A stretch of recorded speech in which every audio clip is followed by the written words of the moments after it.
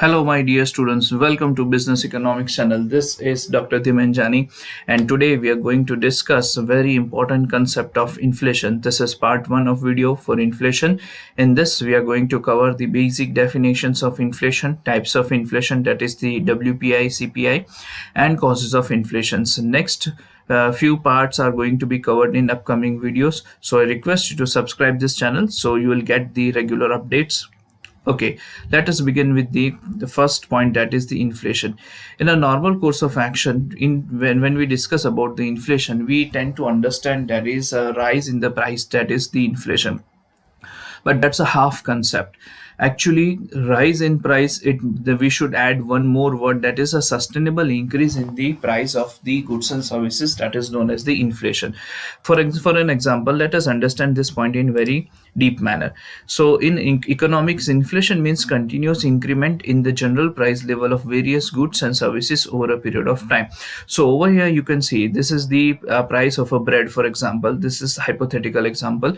In 2016 the price of a bread was 80 rupees. In 2017 it was 100 rupees, 2018 140, and 2019 it's 170 rupees. So you can see the increment over here, it's moving on a continuous basis, and the increment which we can observe, that is a sustainable increment in the general price level of goods and services. So we can consider this one in a goods. Okay, so what will happen? So there is a continuous increase in the price of the goods, so and the increase is a sustainable in nature. It's not like 80 rupees in 2016 and 2017 it's a 40 rupees or 60 rupees or something. No, the price increment must be sustainable in nature. So for a temporary period of time, if there is a fall in price or there is a rise in price, it cannot be termed as inflation. Okay, so inflation means continuous increment, or you can say sustainable increment in the general price level of goods and services. So there would be two impact of actually this inflation. First impact would be the monetary power of the people, of the public, will get reduced. So say for example, I'm earning 100 rupees per day, and I was earning 100 rupees per day on in 2016, and the price of the goods was 80 rupees. In 2017 there was a 5% increment in my income, so I got 105 rupees, and the price of the basic goods, that is for example bread, is 100 rupees. Still I can manage up to certain extent. But in 2018 you can see the price of the goods tremendously sharp by 40%. It is now 140 rupees per piece of bread, for example, and my income is only 110 rupees. So what is happening? Due to increase in price, continuous increase price, I have lost my monetary power. So my money has lost the purchasing power, because in previous years in 100 rupees I was able to survive, I was able to sustain. But in current scenario, due to continuous rise in the price of goods or services, that is 140 rupees, I am unable to meet my basic necessities also. And in 2019 the case become more worse. So 120 rupees is my income and 170 rupees is the price of the goods and services. So you can understand that income did not rise sharply as compared to the prices of these goods and services rose. So the main issue come over here is sustainable increase in the price will lead to reduction in the monetary power, or you can say purchasing power of the consumers. So as the price rises, the demand will fall. Okay, next point is general price level are measured in two ways. We'll see how this general price levels are measured. So particularly you can say this price level can be measured in two terms, that is the CPI and WPI. I'm sure you must be aware of these two terms. Let us understand this concept briefly. CPI stands for Consumer Price Index. Now over here you can see is measure the changes in retail price of the goods and services. Now this is the best method to understand this Consumer Price Index, and consumer stands for all those people who used to consume for the goods and services for the last time. Okay, so they consume, so these are the persons who are the end users of the goods and services.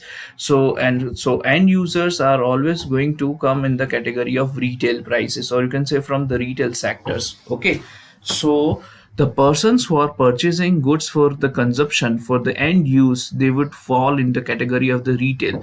And we know there is a chain cycle, that is, you can say the company to wholesaler, wholesaler to retailer. So the consumer purchase goods and services from the retailers. So whatever changes occurs in the price of the retail price of the goods and services, that change is measured in consumer price index. I'll give you certain examples how this CPI is calculated, or what kind of goods and services are included after the completion of this topic. Okay, so this is issued by the Ministry of Commerce and Industry, and it is based on monthly basis, and 448 items are covered in this segment. I'm sure this concept is clear. I'll give you more example after completion of this one. Now next point is the wholesale price index. This measures wholesale price of the goods and services. As I discussed, there is a company, then afterwards there would be a wholesaler, and there afterwards there would be a retailer. So the CPI measures the change of a price of goods and services in retail segments, while this refers to change in wholesale price of goods only. So services are not included. Okay, so what we are going to measure is any change occurred in goods, in the price, in the general price level of goods in a wholesale manner, WPI. Now it is issued by the Ministry of Statistics and Program, weekly and monthly basis, and 697 items are covered. Okay, now let me give you some examples. For example, consumer price index refers to those goods and services which are used in retail price. Let's say, for example, bread, milk, butter, all these commodities which consumer tend to consume at the last point, that is known as the that comes under the category of this retail price, or you can say the consumer price index. As far as the wholesale price index is concerned, you can say the goods are covered. Let's say, for example, the petrol, diesel, power, energy sectors, all these things are covered into wholesale price indexes. Okay, so any change occurred in this retail segments are measured by the CPI, and any change occurred in any change in price that you should consider, that is any change occurred in the price of the wholesale goods and services, which is known as the WPI. I'm sure this concept is clear.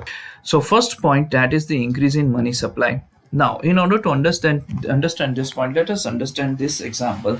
Now you can see over here the major reason behind the inflation is increasing in money supply. Let me explain this by one example.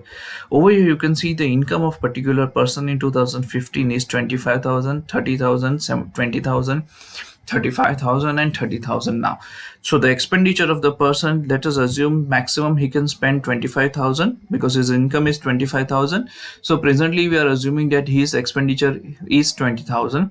So his income is rising in 2016. So his expenditure is also rising. It moves to 25,000.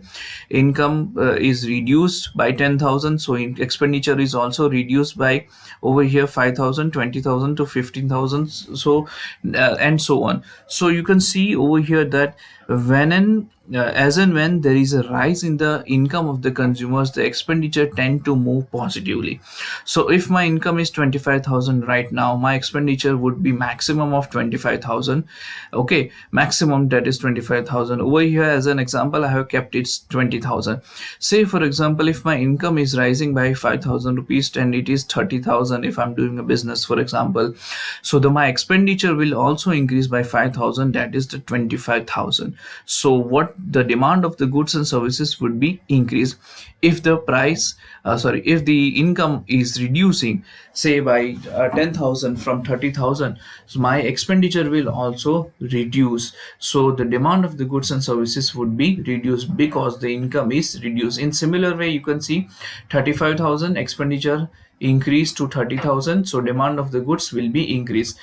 If the income is reduced by 5,000 and it is 30,000, my expenditure would also be diminished, would also be reduced, and the demand of the goods and services will also decrease. So that is the major cause of the inflation. So increase in money supply with the public is a major source of the inflation. So even if you want to control the inflation, we'll discuss this point in the upcoming topic.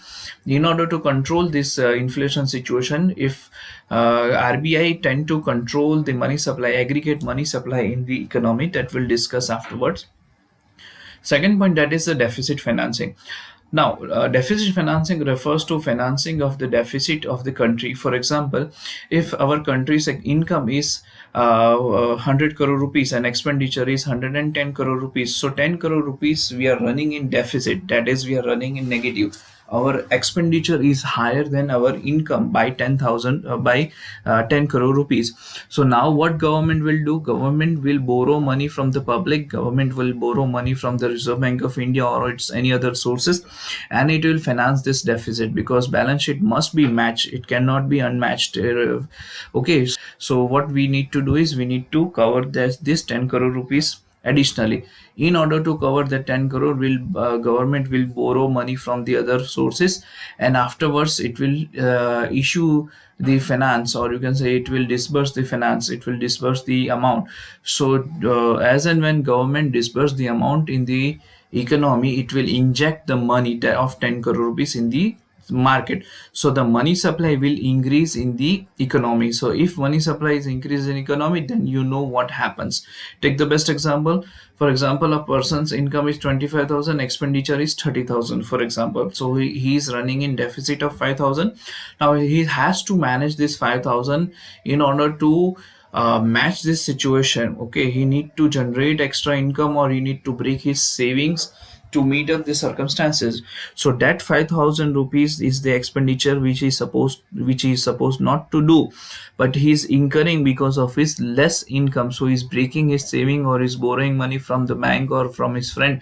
Ultimately 5,000 rupees is getting injected into economy, and the purchasing power of this 5,000 rupees would be more available to the consumers, and the demand of the goods and services will increase simultaneously. All these examples are for the same.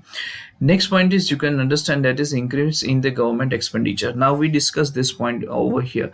So if government expenditures are increasing continuously, government's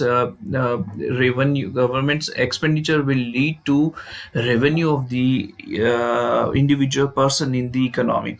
So the expenditure, the more expenditure government made on infrastructure, or any other aspects, or any other public segments, so the more people will get the income. And the people, if they are getting more income, so they will have more purchasing power, more money to spend, and the demand of the goods and services will increase. So if increase in the government expenditure will lead to increase in the inflation. Next point is the inadequate agriculture and industrial growth. One of the major reason behind inflation is the rate or the pace at which the agriculture and industrial growth should happen. It is not happening. For example, if the money supply is increasing by 10%, and the industrial growth or agricultural growth is only 3%, so there is a deficit of 7%. Let's say, for example, if in 2015 the production of agriculture products is 25,000 units, or worth of 25,000 rupees, the demand is 30,000, because people are having more income. Okay, their income standard is higher than this one. So there is a what will happen, demand is for 30,000 units, and production is only 25,000. So 5,000 units or rupees, you can say, it's in deficit. So the price of the goods, agriculture goods and services, agriculture goods will increase. So that is the thing. In 2016, you can say production growth rate is, so over here we have 30,000 units, and the demand is also increased to 35,000. So again there is a gap of 5,000 units. So because of this gap, the demand is higher and the production is low, the price will tremendously increase. So that is one of the reason, and that is explained over here very well. You can see this one. Next point is, that is rising import prices. As you know, the no country is completely dependent on itself. Each and every country is dependent on some other countries, because there are certain goods and services which we cannot produce, or which we are highly dependent on the other countries. So if we take the example of our country, what we used to do is we used to import the crude oil and other goods and services from the foreign countries and export few things from the our country.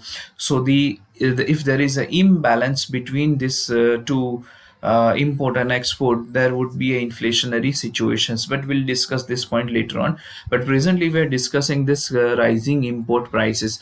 So if import prices rises, so in foreign countries, for example, the price of the goods and services are increasing, so the import will also will the imports import price will also increases. So what will happen, we have to spend more money to purchase the goods, because due to certain circumstances the price of the goods and services have increased in the foreign markets, and that's why whatever amount we are importing, the price of those goods and services has also increased. So in short, if price of imports are increasing, this is one of the reason of the inflation. Now moving on the next point, that is the rising taxes. Now if the tax percentage is rising, so what will happen, that in 2015, say for example, tax rate is 5%. So on 100 rupees, 5 rupees, 5% is tax, so I'm paying 505 rupees. If the rate is increased by 1%, then I need to pay 106, 7, 8, 9, and so on. So if the tax rate is continuously increasing, then what will happen, the amount I have to pay higher, because it is the price of the product is being increased due to increase in the taxes. Okay, so these are the major causes of the inflation.